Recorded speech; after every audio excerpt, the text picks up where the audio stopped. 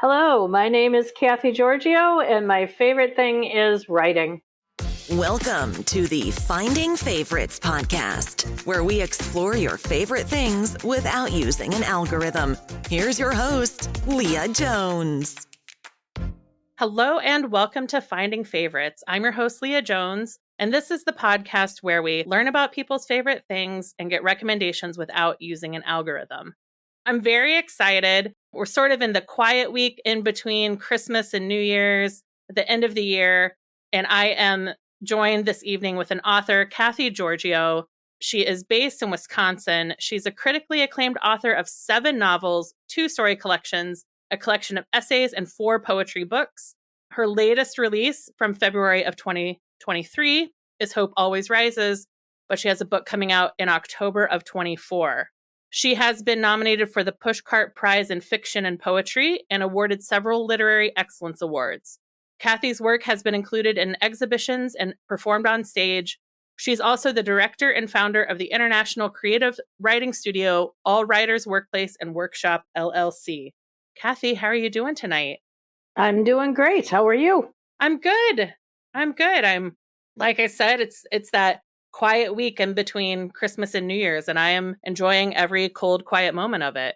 Me too. We were commenting before we hit record that winter is finally coming for the Midwest today, it seems. It does. It's only raining, though. It's not snowing. Yeah. So fingers crossed, we've got another 6 degrees to go before we hit freezing. Yeah. So hopefully no snow. Hopefully no snow. Hopefully not. I don't want an ice storm either. I'm not interested in that.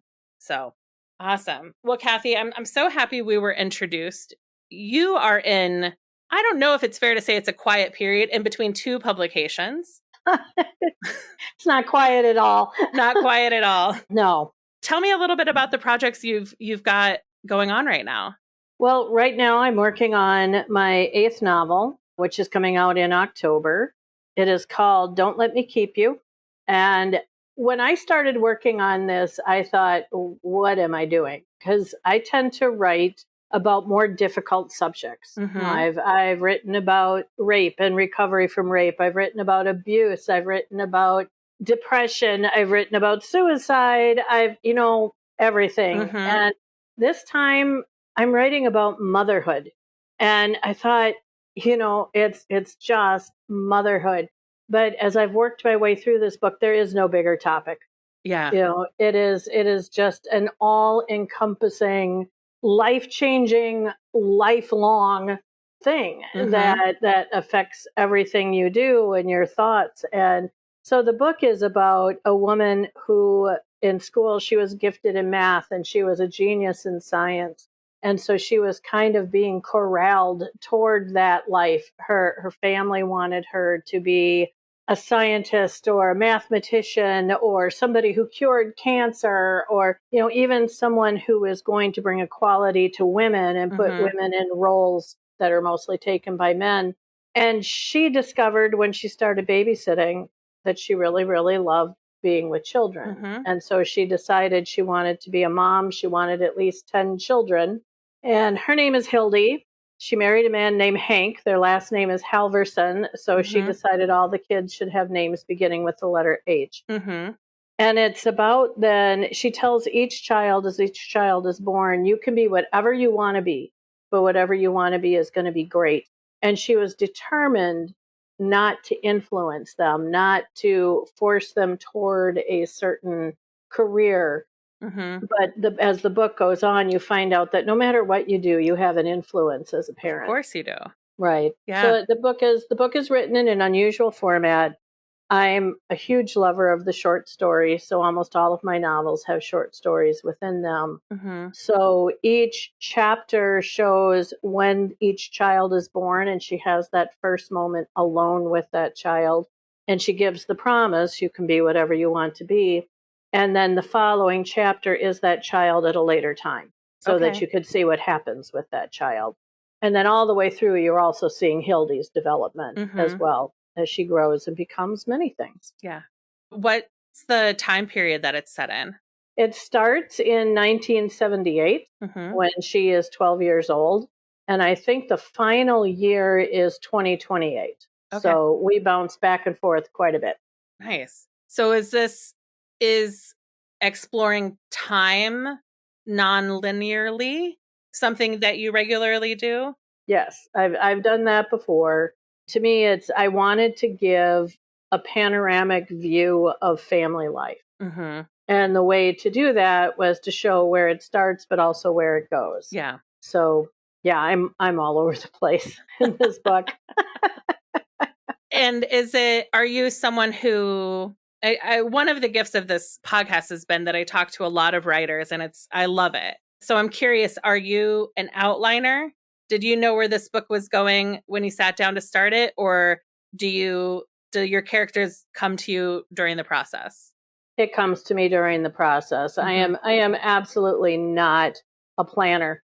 I write by the seat of my pants all Mm-hmm. the time.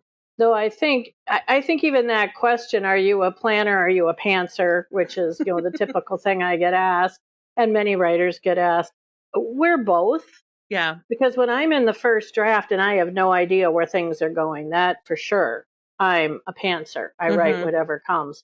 But subsequent drafts, everything is about the planning. Right. And, now I know where the book is going. And so I can start manipulating the book to go where it's going to go. The beginning might not even match anymore by the Mm-hmm. time I start draft 2. Yeah. But the original creation, definitely off the top of my head, I have no idea what I'm doing. And it's fun that way. Yeah. And what's your writing practice? I'm an afternoon writer, pretty much because I have to be. Mm-hmm. With the studio, with all writers, I work with writers from all around the world. And so my mornings are spent with coaching clients. Afternoons I write, and then evenings are spent either in classes or with more clients or reading manuscripts for the next day. Okay. So I have a stretch of time in the afternoon. I'm usually at my desk by 1:00, and I write until about 5:00 when the evening kicks in. Mm-hmm. I don't write on Wednesdays because I have an afternoon class, so I write Monday, Tuesday, Thursday, Friday. Don't write on the weekends because that's preparation for the manuscript reading for the week. Mm-hmm. And that's pretty much what I do. I find that, and I coach people to try to find a set time of day that you write and a set place that you write, because we are very much like Pavlov's dogs. Mm-hmm. If we get used to a certain routine, you sit down, you're at that spot, you're looking at that screen, and your head goes immediately toward what you were working on, Mm-hmm. and you're able to sink right back into it. I'm curious about the workshop. It was listed in your bio, and you've mentioned it, the All Writers Workplace and Workshop. Mm-hmm. Can you tell me a little bit about that? Oh, definitely. I mean, it's a huge part of my life. I've been teaching for a total of 29 years. The studio is 19 years old, or it will be in January. And I wanted to create it to be not just a place of education for writers, but a place of encouragement and a community. So it is a place where I have beginning writers who have never even put a word down on the page yet. Mm-hmm. And then I have writers who have 5, 6, 7 books out. So we become a very big community. It is international. It's around the world. We teach online. We do Zoom. And I have a classroom. I live in a live where you work condo. So Mm-hmm. the first floor is my business. It's the studio. And then I live on the second and third. So we have live classes and coaching clients too. I love it. And do people, because if it's 19 years ago, we had Skype, but we didn't, Mm-hmm. we certainly didn't have Zoom. We certainly didn't have the video, the remote teaching, as easy a remote teaching. We had conference calls. Mm-hmm. So did it start as a local workshop that became international, or did you always aim for it to be an international community? It started as international. Okay. I originally taught on AOL chat rooms, Mm-hmm. where we would go in and we would type ourselves through the class Yeah. or through the coaching. When I had my website developed, I had a chat room put on it Mm-hmm. so that I could have people from around the world that would meet me in the chat room. Then we went to Skype.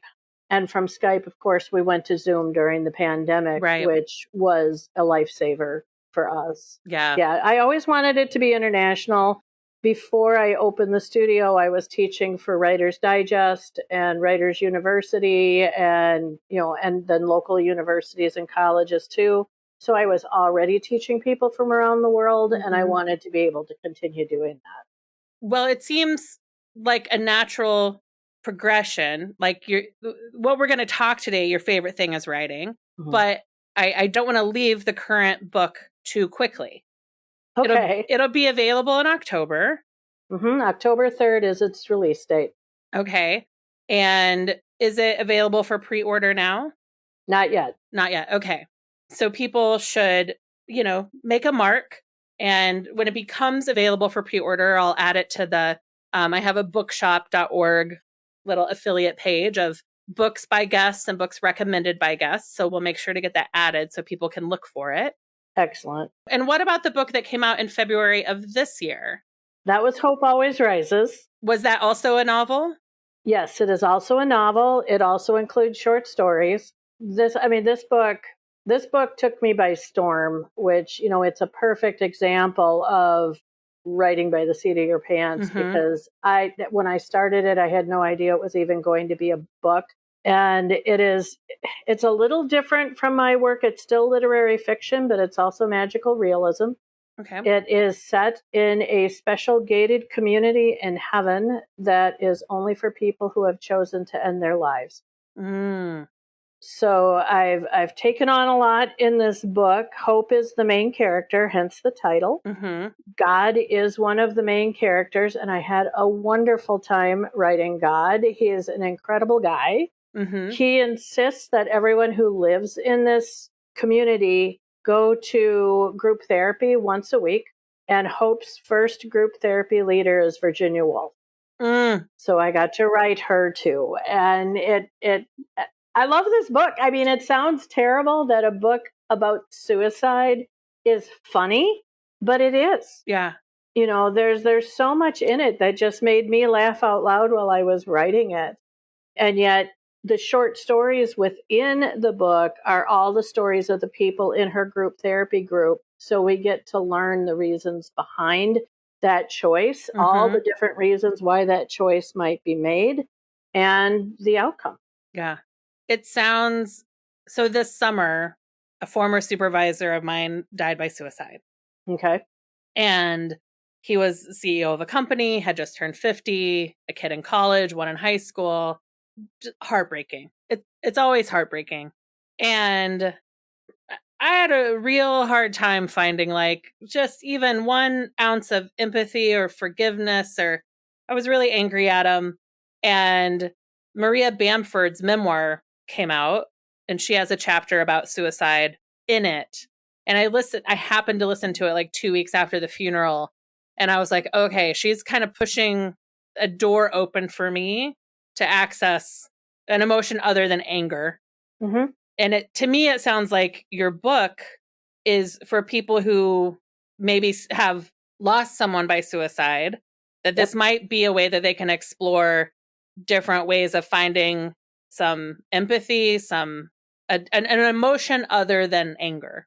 Definitely.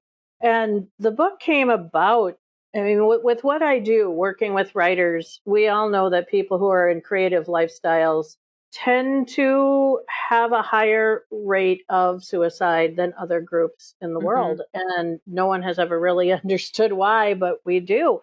So I've known a lot of people who have passed because of suicide.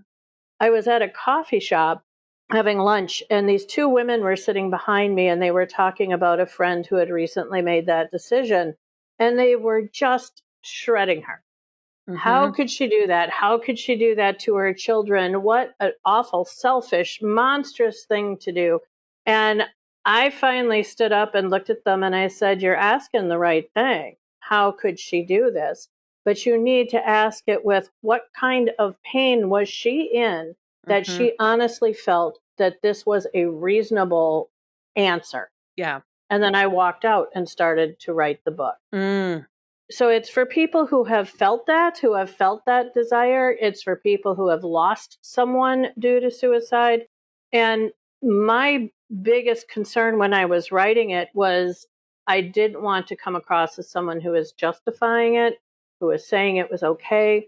So they do still, in my little gated community, every day they have to look into a portal to see what is going on with the people they left behind, so that they can see the hurt they caused. They can see the continuous reaction. I mean, with Hope, she has to look back and see what her husband and her 2 children are going through. So they don't get let off the hook. Yeah. They do learn the full impact of their actions. But likewise, people on the other side of that, people who are left behind, will learn the impact of why did they make that decision in the first place, and what happens to the human mind as that decision is made. Yeah. And you also didn't send them to hell. No. And in fact, in my book, God says there is no hell. It's a human construct. Yeah. Amazing.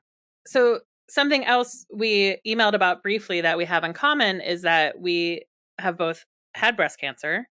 Yep. I'm curious if any of your 7, it's pretty hard to go through cancer and not have it impact your creative process.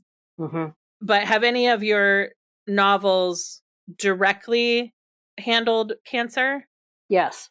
At least bits and pieces of it. And in Hope Always Rises, one of the stories is about a woman who has breast cancer show up for the 3rd time as bone cancer, and she decides not to have treatment. That's and in her mind, she was like, I could kill myself right now and end the suffering, but I don't want my husband or my child to find me. So I'm just not going to go for treatment. And she doesn't tell them that treatment is even possible. She chooses to let the cancer kill her. So it's addressed there. I also write a blog called it was called Today's Moment of Happiness Despite the News. It's now This Week's Moment. There's a painting behind me, and that is the cover of a book that came out as a result of the blog. She's holding a pink typewriter, which is a reference to breast cancer. And I'd started writing the blog right after the inauguration of President Trump, when I was walking my dogs around the block and I was approached by a man in a MAGA hat, and he went to kick one of my dogs. And I got between him and my dog. He kicked me instead. He threw me off the sidewalk. He shook his finger in my face and he said, "It's time for you to go back in your place now, woman." And so I became one of the national hate crimes that occurred after President Trump was elected. Made national news. That was not how I ever wanted to make national news. No. But the fallout was worse.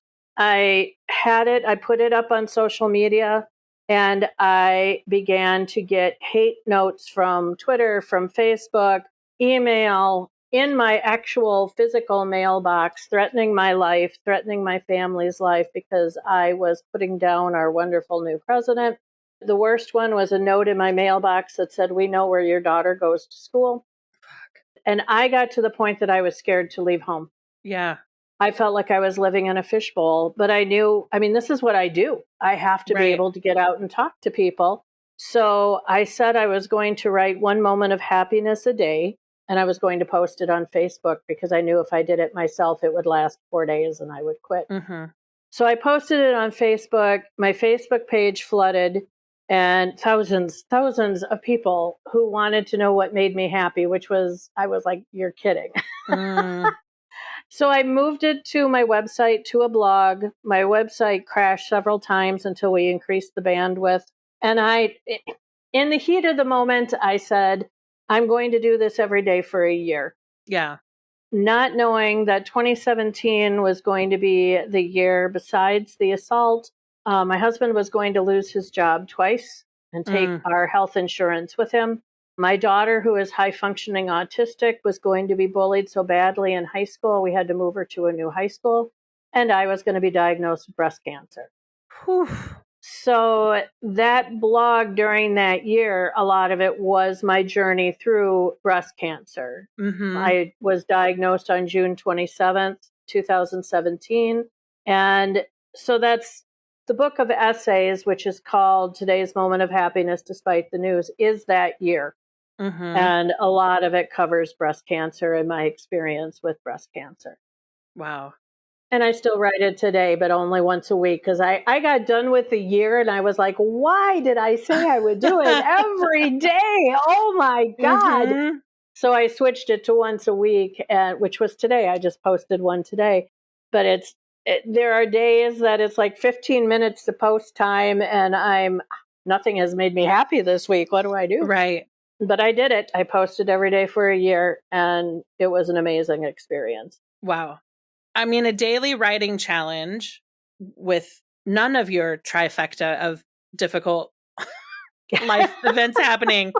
It would be like if nothing bad had happened other than Trump, right? Like if the other things hadn't happened, it would, you probably still at the end of the year would have been like, all right, I'm not doing this every day again. Right.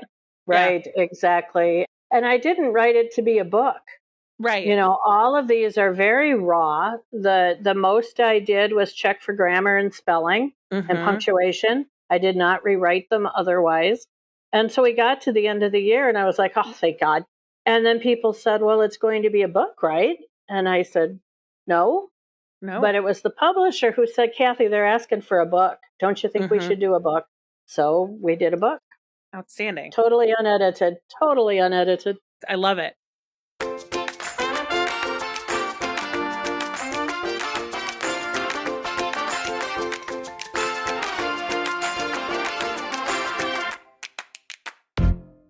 So, Kathie, we've already been talking about writing, and it is one of your favorite things. The favorite thing, yeah. The favorite thing. So I would love to time travel with you to when you were a little kid, a teen. When did writing catch you?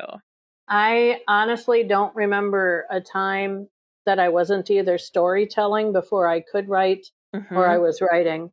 I'm told that when I was wee little, I was kind of creepy to watch play because I would take my toys and set them up in scenes, and then I would sit back and fold my hands in my lap, and I would be telling the story in my head. Wow. And then when the scene changed, I'd move it again. But nobody ever knew what I was doing. I was just sitting there staring at my toys. When I physically learned how to do letters and to write, I'm going to really age myself here. I used carbon paper and I would trace the pictures out of the books I was reading, and then I would rewrite the story the way I felt it should go. So I began to write very quickly. In 5th grade, I was in way northern Minnesota in a very, very conservative area. Girls couldn't even wear pants to school in northern Minnesota. It was ridiculous. But this new teacher came and she said she was going to have us do creative writing on Thursdays. And I still remember Thursday. That's probably why I do the blog on Thursdays. And so I went in that first day, and again, aging myself, she put a record on the record player. It played a song called Oh Shenandoah, and we were supposed to write our impressions of it. I wrote a short story, complete with conflict resolution, dialogue, description, all of it. Got up to read it to the class, and when I finished reading, the class was silent. And my teacher from the back of the room said, oh my God, Kathie, you're a writer. And it was like putting on a coat that fit exactly, because I had not connected what I was doing with what I was reading. I wasn't like those authors. I was just in my head playing. Right. And then suddenly she said I could be one of them. Yeah. And that's where it took off. Wow. And so it's a major part of my identity. Yeah. Before I say I'm a wife and a mother and a woman, even, I say I'm a writer. It's beyond my favorite thing. It's my life force. It's what I do. Yeah.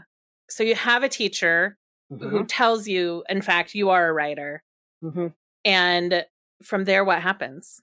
I kept writing. I was very lucky to have many, many excellent teachers. My last I went to 3 different high schools because my family moved a lot.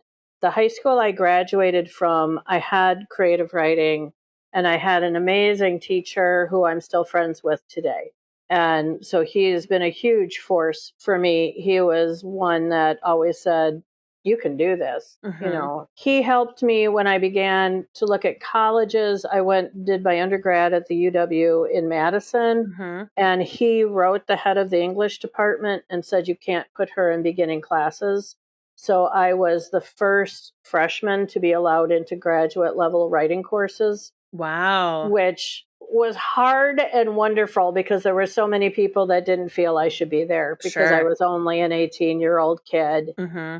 My first teacher there was Kelly Cherry, who she was an amazing writer. And when I had her, I absolutely despised her because she tore me apart piece by piece, which I Mm-hmm. had never experienced before. I had always been built up.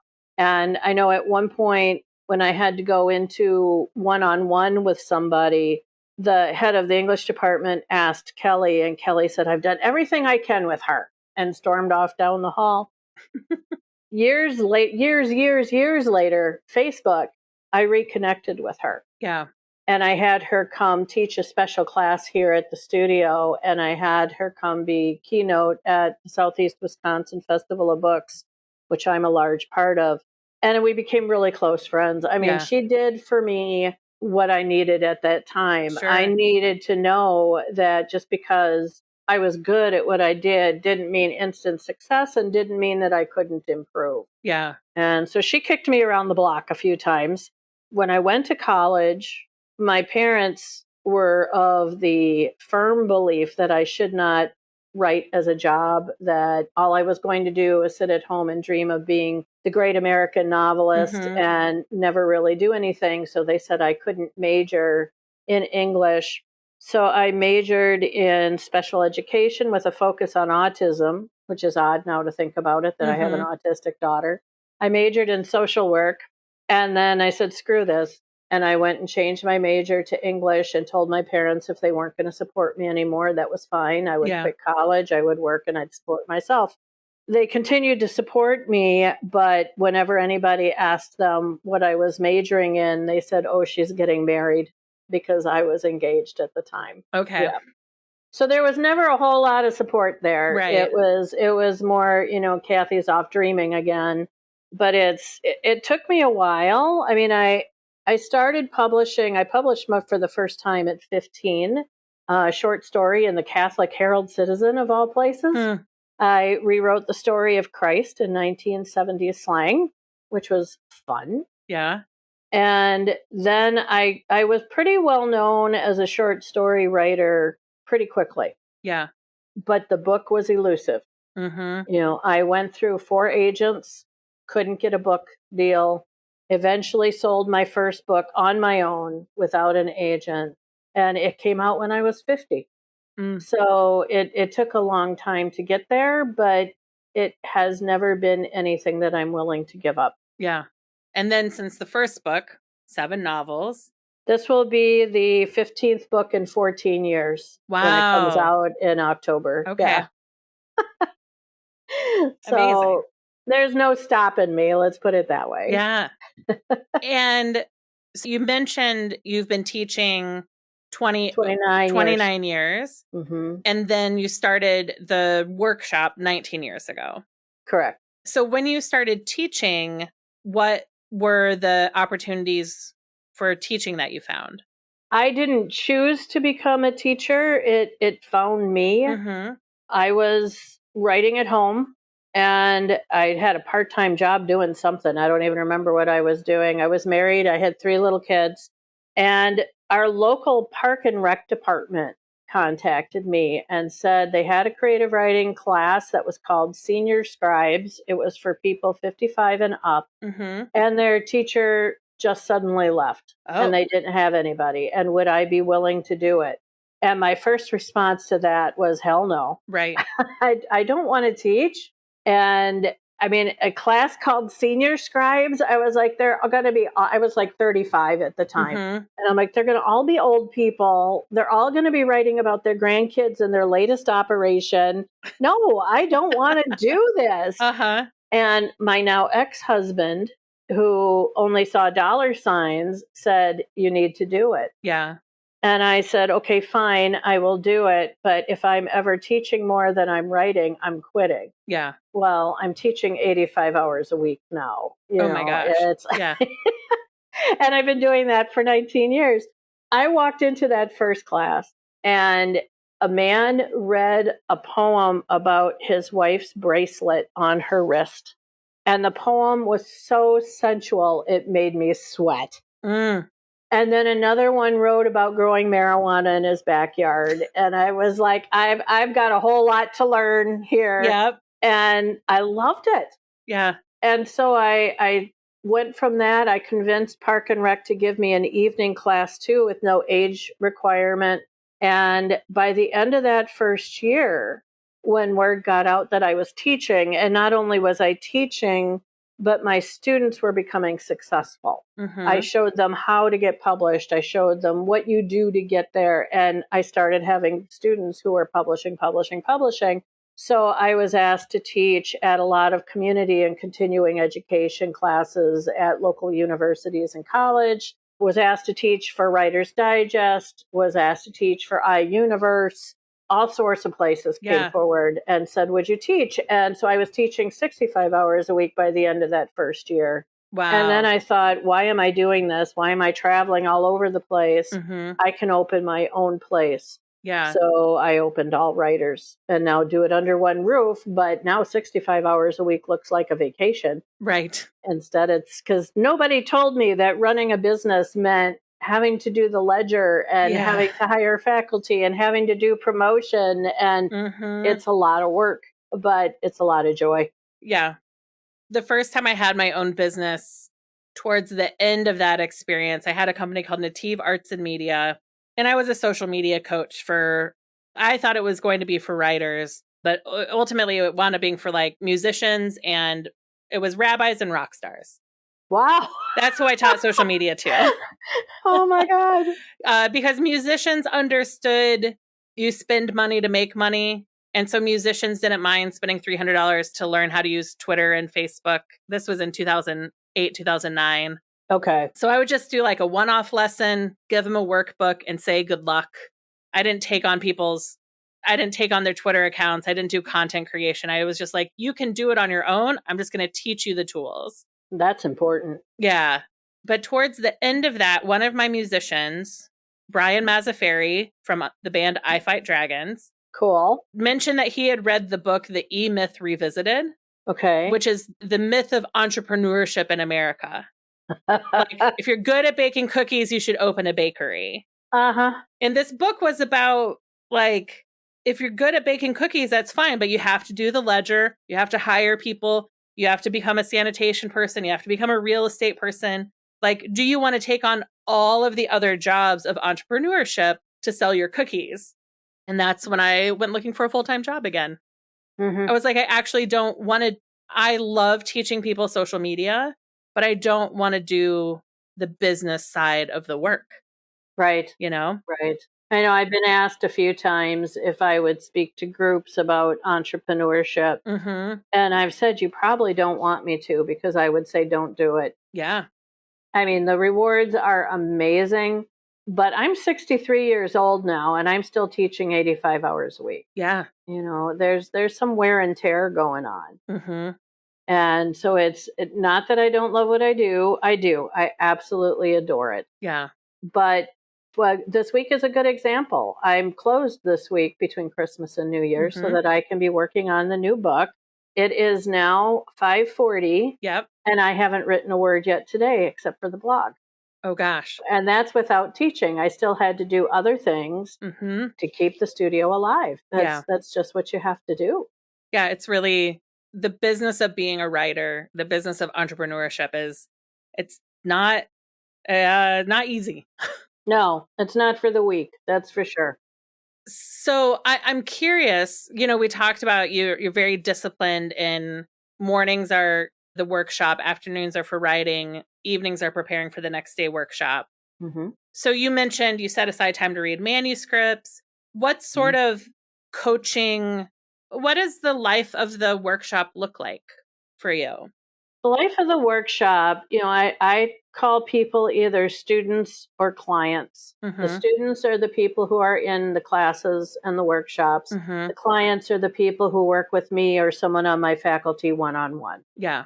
So people who are in the workshops that's a very typical workshop. You come in, you read your work out loud, you get a feedback from everybody around you. The teacher also takes the work home, does a line-by-line edit, a written critique, and hands it back. Mm. We also have some workshops that are specifically for people who are writing books. And in that case, the manuscripts are handed around to everybody before we meet, and everybody comes to the table having already read the work. So everybody goes every week in terms of getting their stuff critiqued, and they can Okay. keep moving forward every week. The how-to classes are exactly that. We have topics like beginning fiction, introduction to poetry, how to write the personal essay. Then we go into more specific genre writing, solving the mystery. My husband teaches that. We have a grammar class. We have a flash fiction class. So those are all specifically how to. Each Yeah. week you get a lecture, you have an assignment, it gets corrected. Coaching is the most intense thing you can do. Mm-hmm. You are able, in terms of prose, you are able to hand in up to 20 double spaced pages a week. Okay. And I say up to because I don't want people to feel like, I'm only producing 5 pages a week. It's not worth it. It Mhm. is worth it. Yeah. Most people don't do 20 pages a week unless they're on the rewrite. Then the Mhm. 20 pages comes a little easier. They meet with their coach for an hour every week. The coach does a full line-by-line edit, writes a critique, but also keeps an eye on the overall project. If Mhm. someone is writing a short story, they will then help them write the cover letter for that story. They'll make sure it's set up in proper publishing format, and they will show the writer how to look for the markets. Mhm. And they'll come up with a list of 5 markets for every story for them to send it out to. Wow. In the case of a book, when the book is done, the coach will help them write a query letter, 3 different lengths of a synopsis, a 5-page, a 3-page, and a 1-page, because Mhm. those are the most commonly asked for lengths. And then we'll again show them, where do we find the markets? The coach will come up with a list of 20 publishers or agents if the writer chooses to go that route. So will the student. And so then we compare lists, and where we agree, that's who gets targeted. Okay. So it's very, very intense. We have a very high success rate. The Mhm. majority of our coaching clients go on to have the books published. Yeah. I've lost count how many books have come out of the studio. It got to be too hard to keep up with Mhm. because they were coming out left and right. I do believe in traditional publishing. I do not like self-publishing. I have never believed that a writer should pay to have their work published. They should Mhm. be paid for their work. Yeah. So I push traditional publishing, but we do have some people who decide to go the self-publishing route. And now are there agents and editors and publishers who know to sniff around the workshop? Yes. They come looking? I know so many publishers. It's amazing. I feel we always talk about publishers having a stable of writers. Mhm. I have a stable of publishers. Yeah. And I'm a matchmaker. I match the book up with the publisher. And I am told anyway by these publishers that if they see something come across the desk that says the writer has worked with me or with the studio, Mhm. it comes off the slush pile right away. That's wonderful. So we have a good reputation. Very cool. And how has teaching impacted your writing and your writing practice? I don't know that it's impacted my practice any, but I feel like I have to be writing in order to teach. Mhm. On my way up, I did run into some teachers who hadn't published in like 10 years Yeah. and didn't want to write what I wanted to write. I would walk into a class that was supposed to be for fiction, and it was being taught by somebody who had a background in poetry. Mhm. And that was definitely not what I wanted to offer here. Yeah. And so everyone who teaches for me has to be publishing within the last 2 years Yeah. so that we have cutting edge information. So I would say if anything, teaching has made me even more committed to writing because I feel like I have to be a role model to my students. Mhm. And if I'm not writing, then what the heck am I doing teaching? Right. So it makes me even fiercer, I guess, in terms of getting the work done. Yeah. Well, and it shows 15 books in 14 years. It certainly does. Though, to be fair, I mean, there was a method to my madness. Mhm. The first book, when it came out, I had been writing a short story collection. A book takes a year in production usually. Yeah. So I already had that book well underway. So then the next book came out. Then eventually, like I put out Oddities and Endings is a short story collection of all my stories that have been in magazines and anthologies. So obviously I didn't have to write that book. Right. So while it was in production, I was writing already well ahead of the production line. Yeah. So while it looks like I came out with a book a year, pretty much, there were years when it was literally taking things that were already written, putting them into a poetry collection, putting them into a short story collection. The book with the blog, already written. Sure. You know, Right. so yeah, I mean, people will say, how do you put out a book a year? And I'm like, I really don't. It takes me about 2 years to write a book.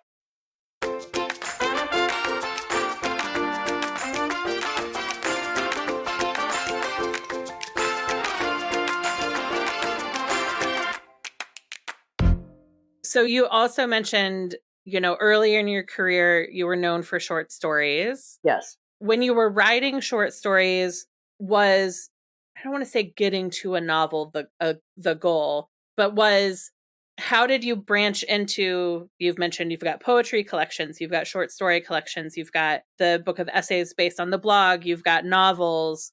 Do you move pretty easily between those formats, or do you have years that are heavy novel years and then you take a break and go into short stories, or how did those formats, how have they worked for you? I mean, I've always written in all genres, fiction, poetry, nonfiction, and it does seem to come to me pretty naturally. I mean, there are times that I have an idea and I sit down and I start to write what I think is a short story, but it turns into a poem. There was one amazing time I was at a hotel, and at that point, I had a little teeny tiny house with 3 teenagers and a baby and my husband and 1 bathroom. And so when I was in a hotel, I soaked in the tub, Sure. Yeah. and while I was in the tub, I was thinking, oh, I think I want to write this novel. And I was in my head writing out the steps that the novel would take. And when I got out of the tub, I wrote them all down and realized it was already written. It was a flash fiction story. And, you just don't know until you start working on it. Yeah. When the word brand came out and we began to hear it a lot, writers need to brand themselves. Right. I don't believe in that at all. Okay. It's if I branded myself, I would be stuck in one genre. And writing is a creative life and it's a creative profession, and you should write what you feel like writing and you'll find a home for it. So people will tell me, I will have magazine editors contact me and say, can you submit something to us? We'd love to have a Kathie Giogio short story. And I'll say, okay, tell me what you think that is so I know what to send you. And they're like, we don't know. And I'm like, well, I don't know either. So I'll just send you something. And I think that's a gift. Yeah. That you're just able to write what hits your head and bring it out. So I don't have any trouble going between them. I typically don't know what I'm writing until I'm partway into it and then realize what it's becoming. But I think, again, that goes back to the whole, do you plan or do you write by the seat of your pants thing? I let myself just write. Yeah. And amazing things happen.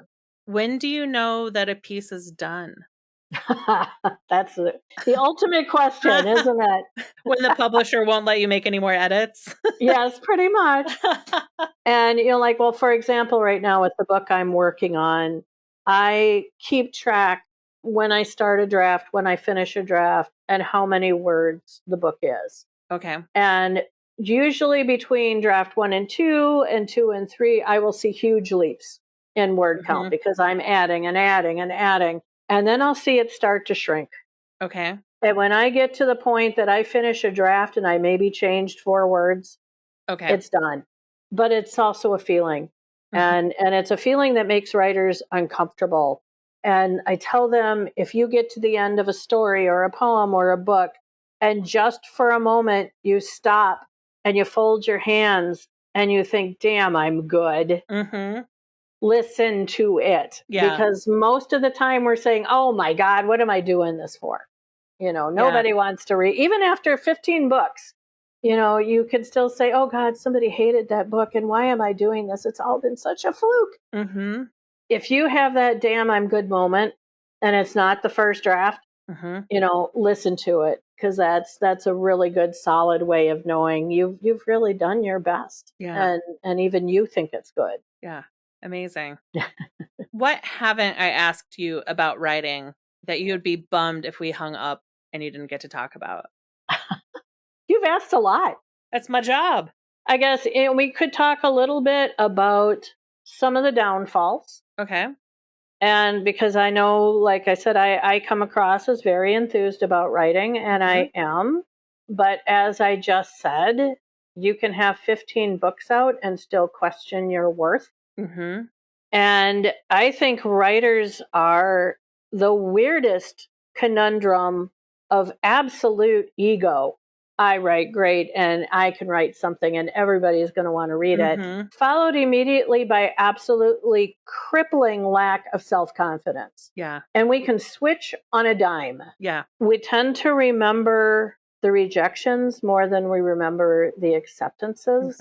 I just went through a thing that I'm currently writing about, where I told you I have this creative writing teacher who's still one of my friends. And at this particular school that I graduated from, I loved being at this high school. Yeah. And it had classes like growing up in literature and reality, science fiction and fantasy, mystery and the macabre, creative writing, journalism. We had a creative writing magazine, and the artists and the writers in this school and the musicians were lauded as much as the sports folks. It was incredible. What a special place. I was only there for 3 semesters, and I loved it. I wrote a story that ended up in the Creative Writing magazine, which weirdly is set in heaven, like my latest book. It was called In God We Trust. This would have been 1978. And it was, like I said, set in heaven. God was actually a computer. And at that time, computers took up entire buildings. They were huge. Jesus was what I called the computer mechanic, because the word technician hadn't come out yet. The angel Gabriel was an anxiety-riddled manager type. And what was his name? The guy who blew the trumpet, Joshua or something like that. Yeah. He was a drug-addicted, jazz-playing trumpet player.